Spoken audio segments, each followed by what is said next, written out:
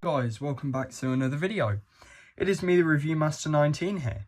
So, I've been working on a few projects, well not a few projects, but working on a few things and putting some things into the basket, because in a few weeks, in 2 weeks time, it will be my birthday and we will finally have Avalon Hill's London's Burning. I'm going to do a full playthrough, everything. It'll be the first video on YouTube that covers every single thing, every single campaign. I'm going to play it every day. But apart from this, this is Undaunted Battle of Britain by Osprey Games. So, I'm not going to do an intro because this game doesn't really need an intro because it's Undaunted Battle of Britain. If you don't know what the Battle of Britain was, it was basically August to September 1940, where the Luftwaffe, the German Luftwaffe, tried to take out our RAF air bases, and they had more planes than we did. They had Dorniers, Heinkels, Stukas, 110s, Ju-88s, the lot. We were only armed with Defiants, Gloucester Gladiators, Hurricanes and Spitfires, Mark 1s, by the way. And I should also mention Bf-109Es. So, the first thing I'm going to say is Osprey have done an amazing job. I've never played an Undaunted game, and you don't need to learn how to play all the other Undaunted games, because this is just a standalone game, and you can actually play this solo. I believe I've covered it in a video. No, I haven't actually. We've never covered this, but I won't be doing a playthrough of this game because it's just a massive, playthrough. The play area is big. It's bigger than U-Boat Leader. You have these hexes that are maps. It's really cool rather than a map board. So, it's its own standalone game, and the first thing you'll notice is the ethnicity. I love this. It's the first game that I've got where it has different ethnic backgrounds. You've got some Heinkels in the background there with some 109Es, some Hurricanes, and some pilots scrambling, and some Waffe, I think. Woman's... I always forget, but the woman were really good in World War II during the Battle of Britain. They helped track the Luftwaffe's movements. Hello, Rabbit Leader. That's a line from the Battle of Britain. So, really cool picture of a 109E burning and a Spitfire. And on the back, you've got this. Comes with 116 cards, 31 large map tiles, 4 dice, 58 tokens, a scenario booklet. So, let's crack open the box and have a look. The first thing you're greeted with is a rule book.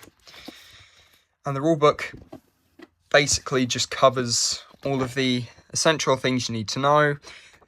If you haven't played a Undaunted game before, it's really nice, really glossy pages, shows you how everything works. So you've got cards, components, communication cards, tokens, structure markers, board tiles, setup. And it shows you how to set the game up. It took me about 2 weeks to learn how to play this on my own. I played this against other people in an old game group I used to go to, but really fun. Move actions, if you can't see that, there you go. And it just covers everything else, and then the game end and historical notes. As well as that, you get a scenario book, and the scenario book is all the scenarios in the game, and you can make your own.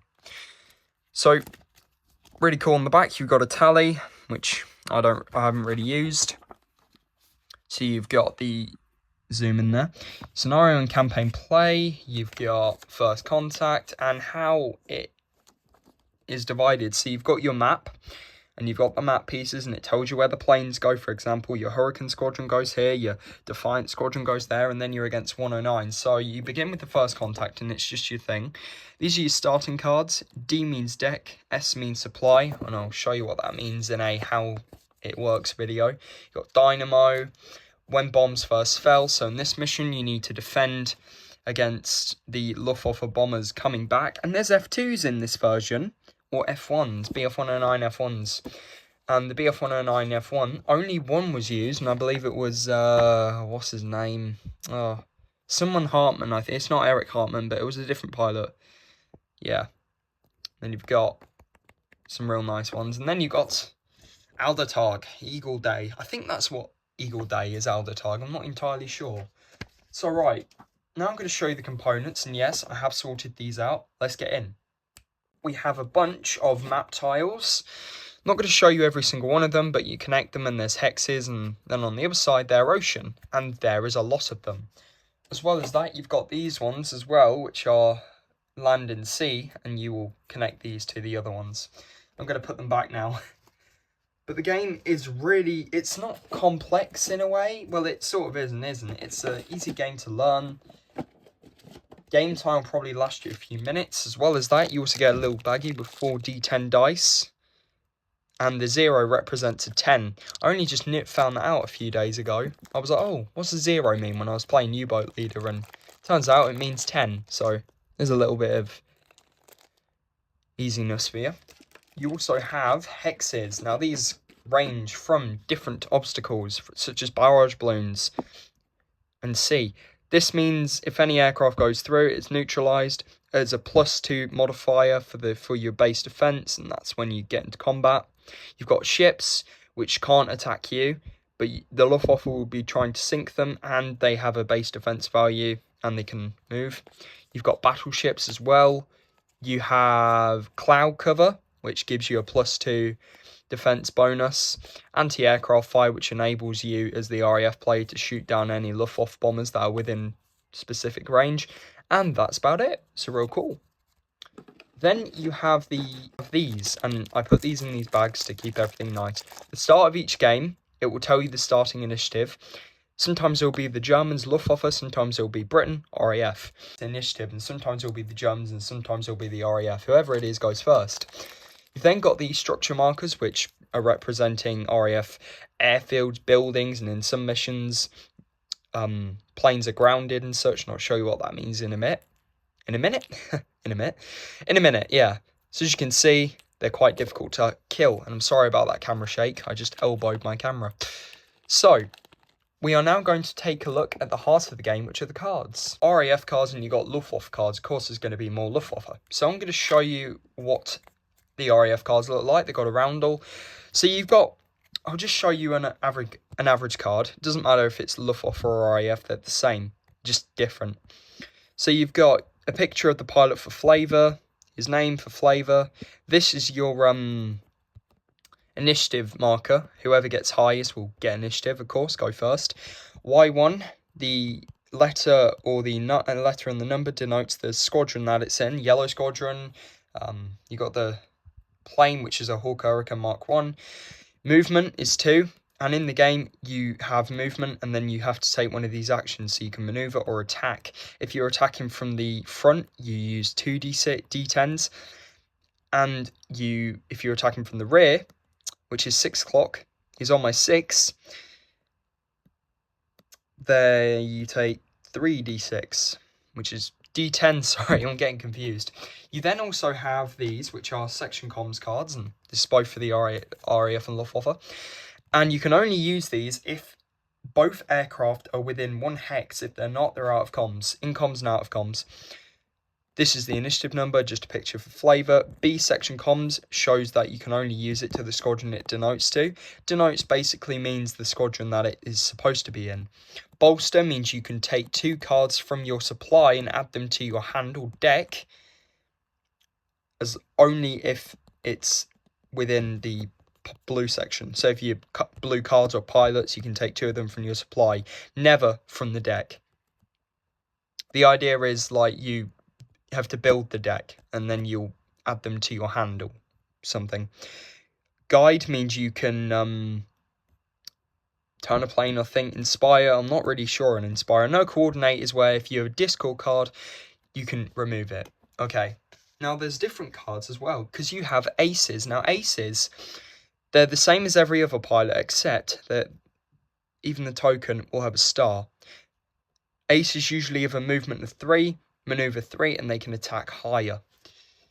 Then you've got the boring cards, which are the discords. These basically show the fog of war, and I swear that is an ME-262. Then again, I'm probably seeing things, but the ME-262 is a higher thing, and then you got a Spitfire 109, I don't know. So discord cards, basically, this is the initiative number, so that's important. Really glossy as well, and really thick cards, I like them. But discords basically show no combat, that's what they mean. So if you draw a discard, Discord, that means you can't use this card, but you can use your coordinate skill to get rid of them. These are basically the Fog of War. So if you draw these, and you only draw this, you can't do anything. There is a few more cards for the RAF. You have your Squadron Comms. Now, when you draw this card for both the RAF and the Luftwaffe, this means that you can choose any plane you want, because it's in the Squadron Comms, and you can bolster Command, Guide, and Coordinate. Command is a new one, because Command means you can take 2 cards from your deck and add them to your hand. You've got Ships, which means sail, so if you draw this, the ships will sail. And you've got Anti-Aircraft Fire. Anti-Air, you take 3 d10s, see who hits. Pretty cool. So now let's have a look at the Luftwaffe cards, because they're a bit different. Luftwaffe cards are different in the sense that they have a bomb action. So they've got attack, and then they've got bombs, so they take 2 d10s. You've also got bombers as well, and it's just the same as the RAF cards. So now I'm going to show you the counters. So the Luftwaffe counters, you have 2 types. You have pilots, fighters, and bombers. Fighters, the dot means the line of fire, so if I'm facing, I'm just going to get a hex. So if I'm facing this way, and pretend this is a hurricane or something, and my opponent's facing that way, I can't, shoot here, because that would be impossible, because I'm firing in this line. If I'm here, I can fire. So that's pretty cool. So always remember your line of fire. Really nice, BF 109E1. This is the defense, base defense value. And R1 is the squadron it denotes to. On the other side, some planes will have a line through them, which means they're grounded, specifically RAF planes in some missions. Bombers are different, because they have, the Stuka, for example, has a rear gunner. Let's Stuka dive there. This is JU-87B, by the way, and I can tell this is JU-87B due to the wings and the canopy. And they were highly affected during the Battle of Britain, but were very slow due to the undercarriage. The fixed undercarriage causing lots of drag, which made it slower, and the sirens as well made it slower. So, you have your base defense, and then you turn it around, it's grounded. So that is your look at Undaunted Battle of Britain. If you like the video, please like, share, and subscribe. I shall see you in the next video. Take care, guys.